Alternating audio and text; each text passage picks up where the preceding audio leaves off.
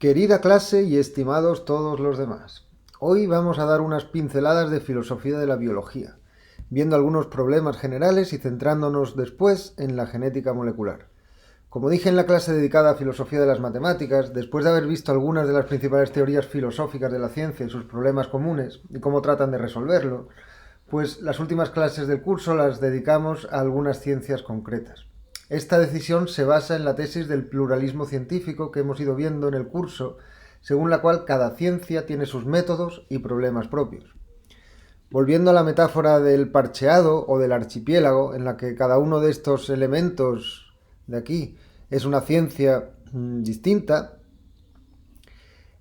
pues surgen varias preguntas. La primera es, ¿qué tienen en común todas las ciencias y cómo se relacionan entre sí? Hemos visto a lo largo del curso diferentes respuestas posibles.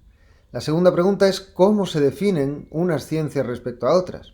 Esto a su vez tiene dos vertientes, dos partes. ¿Qué distingue a una ciencia de otras y qué hace que las diferentes partes de una ciencia tengan unidad entre sí?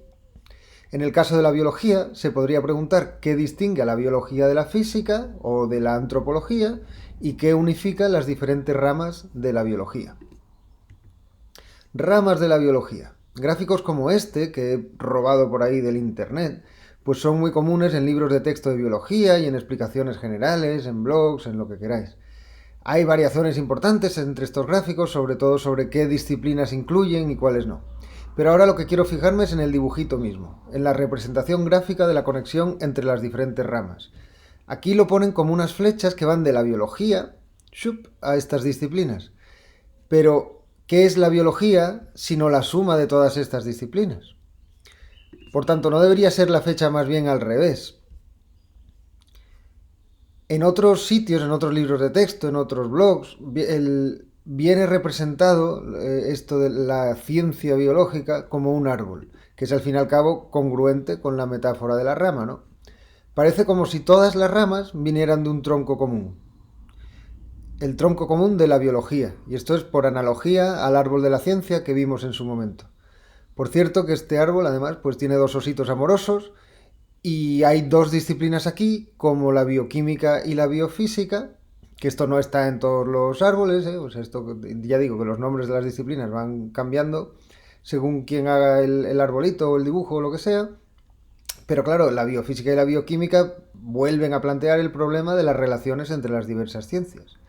Acordaos también que al hablar de Mario Bunge, Gustavo Bueno y Nancy Cartwright vimos que si la física o la química entran a formar parte de la biología es porque especifican sus leyes con contenidos ya biológicos. Pero este problema es otro problema, es sobre la relación de biología con otras ciencias. Yo ahora lo que quiero subrayar de nuevo es la forma del árbol, que es totalmente confusa. Hay ciencias como las matemáticas, este de aquí, que hasta cierto punto pues se puede argumentar que efectivamente hay un tronco histórico común, aunque esa argumentación pues habría que demostrarla bastante. Pero en biología esto es imposible de sostener, o sea, la metáfora del árbol como un tronco del que surgen las ramas no se puede tomar cronológicamente o históricamente, que es por cierto el único dibujo que hay en el origen de las especies de Darwin. Es justo ese es el sentido del árbol, bueno, pues es un crecimiento cronológico. Esto no se puede sostener para la biología, hay ramas que tienen orígenes relativamente independientes y que siguen cursos distintos, otras se entrecruzan en determinados momentos de la historia. La teoría de la evolución reúne varias de esas corrientes más que ramas y otras pues sí que parecen escisiones de un tronco común. Por eso esta representación me parece a mí con diferentes ramas que van confluyendo en la biología me parece más acertada. Es casi como los ríos que van a dar a un mar. Pero claro, la pregunta que surge es ¿y qué tienen todas estas ciencias o disciplinas en común para contribuir, para poder decir nosotros que contribuyen a una categoría común como es la biología? Ha habido algún tiempo de unificar todos los campos biológicos, como la llamada síntesis evolutiva, que unificaba genética y teoría evolutiva. Y se puede resumir en la famosa frase de Dobzhansky: en biología nada tiene sentido si no se considera bajo el prisma de la evolución. Esto tiene mucho de verdad, por supuesto. Lo que pasa es que hoy en día las perspectivas no son tan optimistas de cara a la unificación total del campo de la biología, porque la teoría sintética ha recibido muchas críticas y porque los biólogos, depende en qué rama estén trabajando, no tienen que pensar constantemente en términos evolucionistas para desarrollar su trabajo importante en algunos de estos campos. Así que la mayoría de la gente que intenta responder a la pregunta pues ensaya respuestas un poco menos comprometidas a qué sea la biología. En concreto hay dos respuestas muy comunes. Una es decir que las ciencias biológicas son las ciencias de la vida, tratan de la vida, que esa es la etimología de la palabra. Y otra es decir que trata de los seres vivos. Yo creo que es más apropiado decir los seres vivos que la vida, porque la vida en realidad no es que sea un objeto, y porque además las ciencias no tienen un solo objeto. Al decir seres vivos ya no se hace referencia a la idea de vida, que no se sabe bien dónde está, sino a la multiplicidad de seres vivos y lo concerniente a ellos, que es de hecho con lo que trabajan las ciencias biológicas. Aunque lo cierto, bueno, y eso es bueno, frente a la unicidad de la idea de vida, pues hay muchos tipos de seres vivos y algunas de estas ciencias están especializadas en algunos tipos concretos o en sus partes. Aquí, por ejemplo, en este gráfico de aquí, ya digo que esto cambia un poco, hay intérpretes, vamos, pero aquí está la virología. Ya vimos en algunas clases sobre filosofía de la epidemiología que hay discusiones sobre si los virus son vida o no, porque no tienen capacidad propia de reproducirse. Y esto parece uno de los rasgos definitorios de la vida. Sin embargo, lo que sí que está claro es que necesitan de la vida para mantenerse y reproducirse. No tienen capacidad de reproducirse por sí mismos, pero son material genético que parasita células vivas precisamente para reproducirse, con lo cual depende totalmente de la vida. Pasa un poco en histología, los tejidos. Bueno, pues los tejidos tampoco son seres vivos y sin embargo presuponen la forma del ser vivo. Está claro. Por tanto, se podría decir que las ciencias biológicas son ciencias que estudian los seres vivos o sus partes o las entidades que dependen de los seres vivos. Esto de todas maneras tampoco es totalmente exacto. Daos cuenta que en este esquema, pues obviamente, porque nadie lo aceptaría, no están la neurología o la antropología o la demografía o la tecnología o la medicina misma. Esas ciencias y técnicas también estudian a los seres vivos o sus partes o entidades que dependen de los seres vivos. O la química orgánica tampoco está, y tampoco es biología. Con lo cual, hablar de los seres vivos no basta, parece. En la clase dedicada a Bunge vimos que simplificando mucho, con esta pirámide que fue mi simplificación del sistema de Bunge, pues se puede considerar que la materia biológica aquí tiene propiedades distintas de la materia física o la materia química. Y este sería un modo vinculado con la ontología y pegado a los materiales del campo de dar cuenta de la unidad de las diversas ciencias biológicas. Al fin y al cabo se dedican al mismo tipo de materia. Por eso en esta pirámide la física y la química son ontológicamente previas, pero nosológicamente no son fundamentales, puesto que las estructuras bióticas tienen sus propias legalidades irreducibles a las de la materia física o la materia química.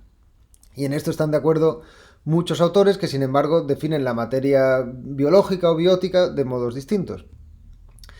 Y por eso mismo, pues la antropología o la psicología o la demografía, a pesar de tratar con seres vivos, están ya a una escala diferente.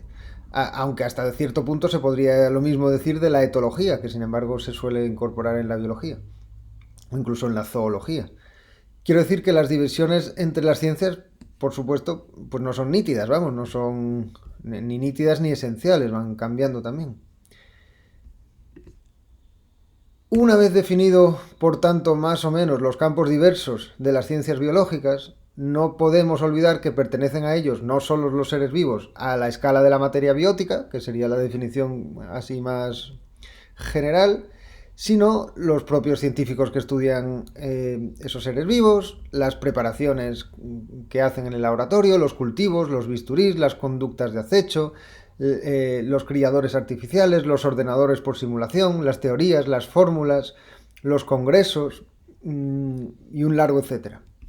Vamos, que las ciencias no son solamente teorías construidas sobre hechos pertenecientes a una región de la realidad, son transformaciones operatorias de esa misma realidad a base de aparatos, signos y demás.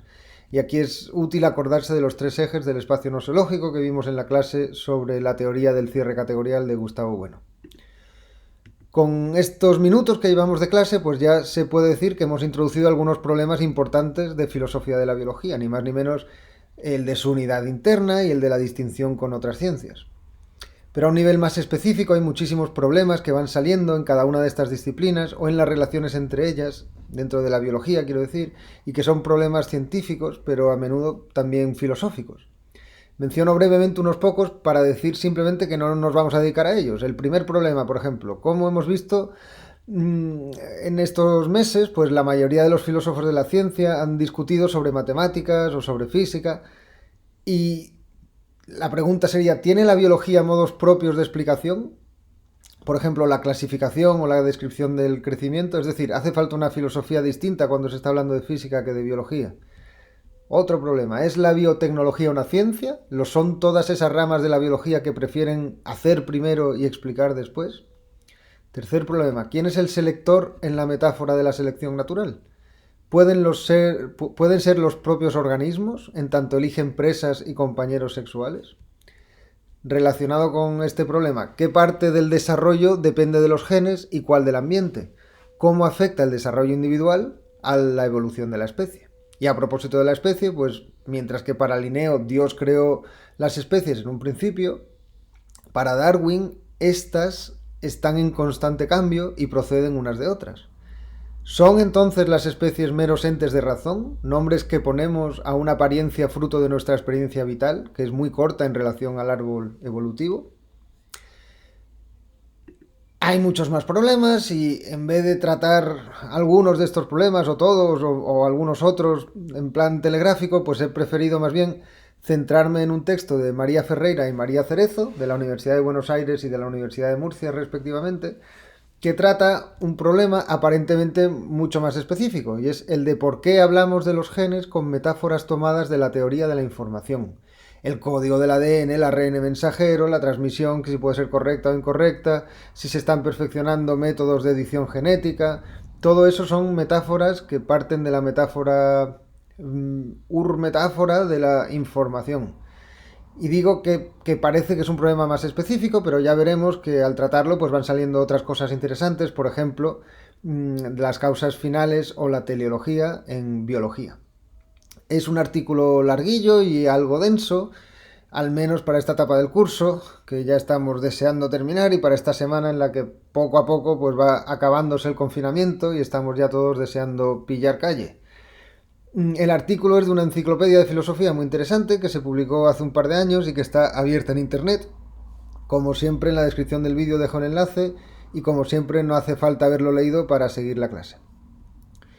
Venga, pues como sabéis, en 1953 Watson y Crick, con la ayuda de Rosalind Franklin, modelizaron la estructura del ADN con la famosa doble hélice y establecieron lo que se vino a llamar el dogma central de la biología molecular, que es básicamente que el ADN transmite la información genética al ARN y este a las proteínas de la célula.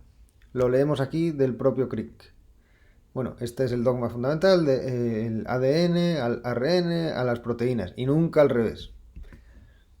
Dice Crick, una vez que la información ha pasado a la proteína no puede volver a salir. Más detalladamente, la transferencia de información de ácido nucleico a ácido nucleico o de ácido nucleico a proteína puede ser posible, pero la transferencia de proteína a proteína o de proteína a ácido nucleico es imposible. Información significa aquí la precisa determinación de la secuencia de las bases en el ácido nucleico o bien de los residuos de aminoácidos en la proteína. La metáfora de la información se ve que es constitutiva de la biología molecular desde sus orígenes. Primero, el ADN, el ácido desoxirribonucleico, es una macromolécula que compone los cromosomas del núcleo celular y que encadena nucleótidos, que son moléculas orgánicas que se distinguen por sus bases. Ya las habéis visto en el instituto: timina, adenina, citosina y guanina. Pues bien, este ácido se describe como portador de un código con información. Leemos, en cuanto a su dimensión estructural, el ADN suele definirse como una macromolécula que almacena información en la forma de cadenas de nucleótidos. Las 4 bases nucleótidas constituyen las letras del alfabeto genético: timina, adenina, citosina y guanina, T, A, C, G. En su versión más canónica, un gen molecular es un segmento de cadena nucleótida asociado a una función, típicamente la de codificar ARNs y proteínas, aunque coexisten múltiples definiciones y hay un importante debate en torno al concepto de gen. El gen sería más o menos la unidad mínima de transmisión hereditaria, igual que el meme es la unidad mínima de transmisión cultural, además de una nueva forma de pensar y socializar en Internet mientras se hace el payaso. Aquí añaden las autoras pues que hay ADN que tiene otras funciones y que hay genes que no contienen información, pero vamos, lo central ahora es que este código se traduce del ADN al ARN y se transcribe del ARN a la proteína. Algo así. La síntesis de proteína, por tanto, esto de aquí, se produce por la relación entre codones y aminoácidos, siendo los codones combinaciones de 3 bases nucleótidas. Codones toma el nombre de que es algo así como si fuera una partícula de código, igual que los fotones, ¿no? De la luz, pues una partícula de código, que es la combinación de 3 bases nucleótidas.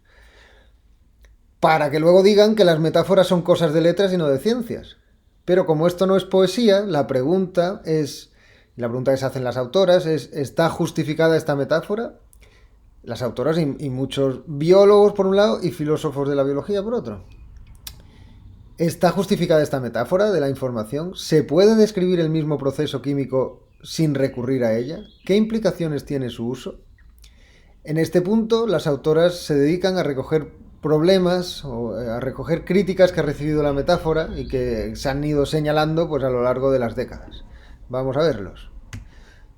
Antropocentrismo. En realidad quienes extraemos información somos nosotros y se lo achacamos a las pobres proteínas.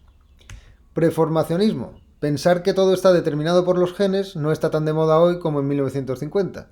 La metáfora de la información recupera la vieja idea de la ontoteología aristotélica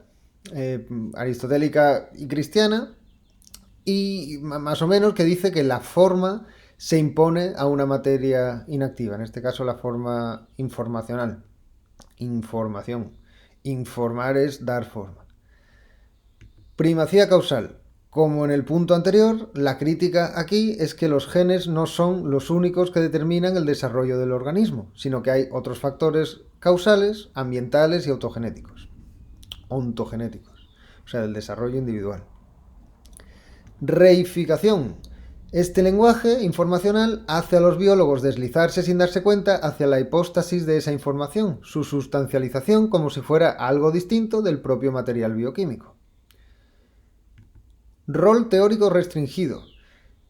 Que sí, que la metáfora tiene su sentido, o más bien lo tuvo cuando se analizaba solamente organismos muy simples, pero que hoy día, con la complejidad que sabemos de los genes eucariotos, y que tienen todos estos procesos en realidad, pues ya no sería ni siquiera demasiado útil.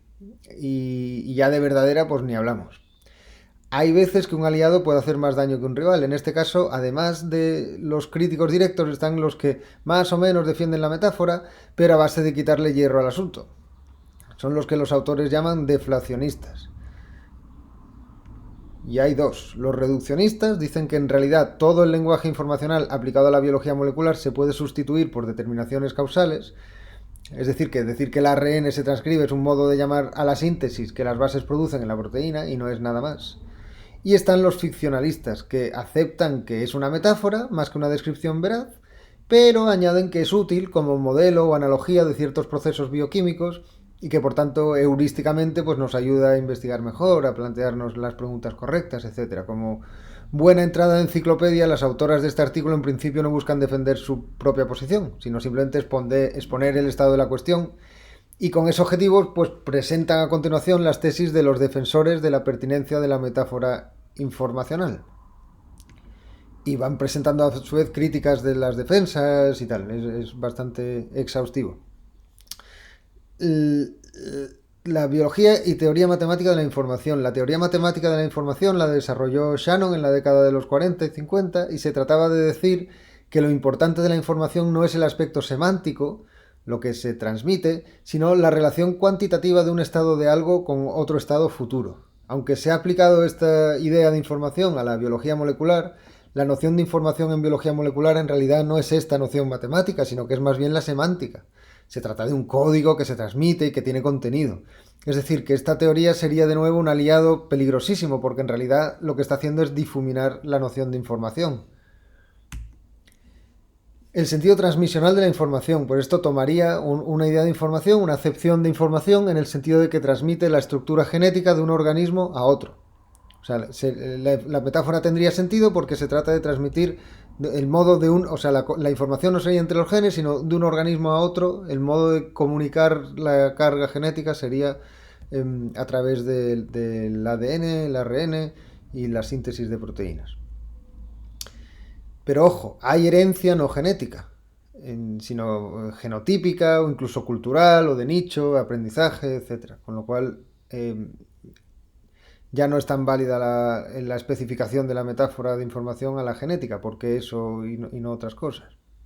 O en qué modo, si otras cosas también, en qué modo específico es la información genética información. Información y código genético. Esta es la teoría semiótica que justifica la metáfora por la idea de código, que tiene características, tendría características, según esta teoría, como ser simbólico y arbitrario, que cumplirían los procesos bioquímicos del ADN. El problema es que en realidad hay otras características del código simbólico que las señalan los lingüistas o los psicólogos evolutivos y que no satisface que no satisface el código genético, como ser simétrico, ser aprendido, ser intencional y un largo etcétera. Es decir, que al final se está salvando una metáfora por otra.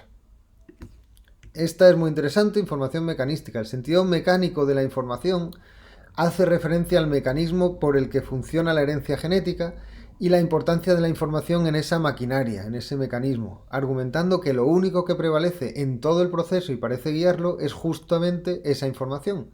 Y todavía más, que sin esa información los procesos y engranajes de la maquinaria celular y biológica no se entienden, sobre todo por lo que tienen de teleológico.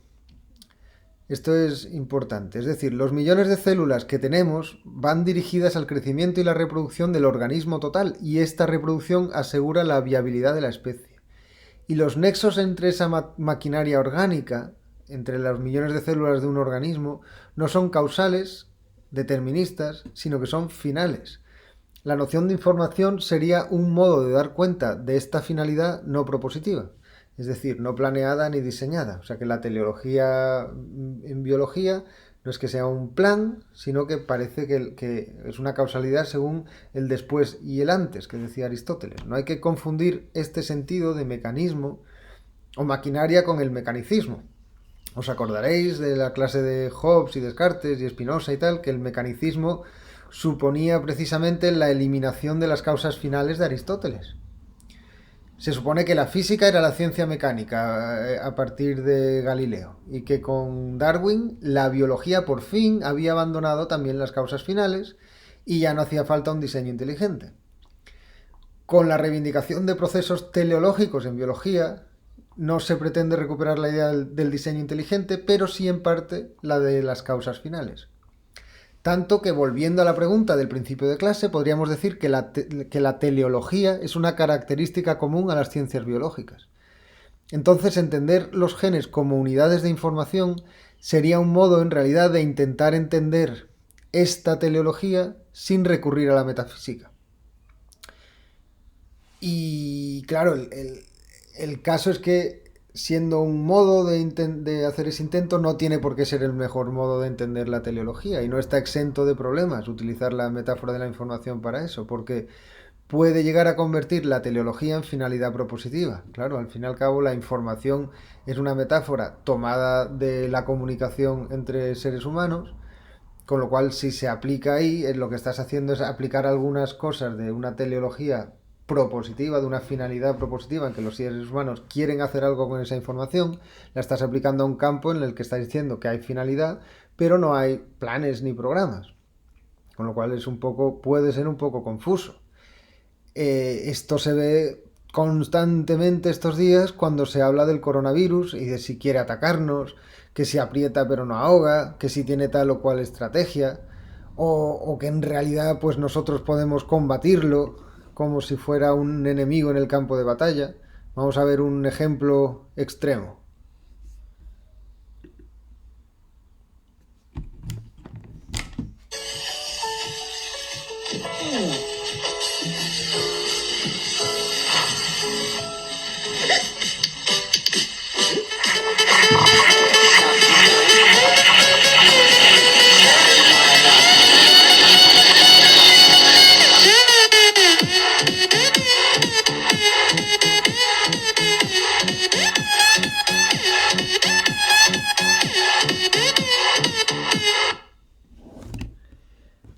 Pues bien, este es un ejemplo extremo, pero los hay más serios. En los próximos 2 días hacen un experimento. Fijaos en cómo muchos científicos y políticos que hablan del coronavirus lo hacen como si fuera un agente dotado de voluntad y ya verás cómo encontráis algo. En 2 días, ¿eh?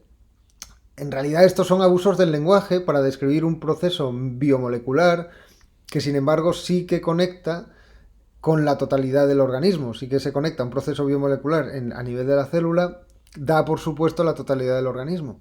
E incluso de la especie, en cuanto por ejemplo el virus, pues está dependiendo de la posibilidad de contagio a distancia de miembros de una misma especie, sea de pangolines, de murciélagos o de humanos.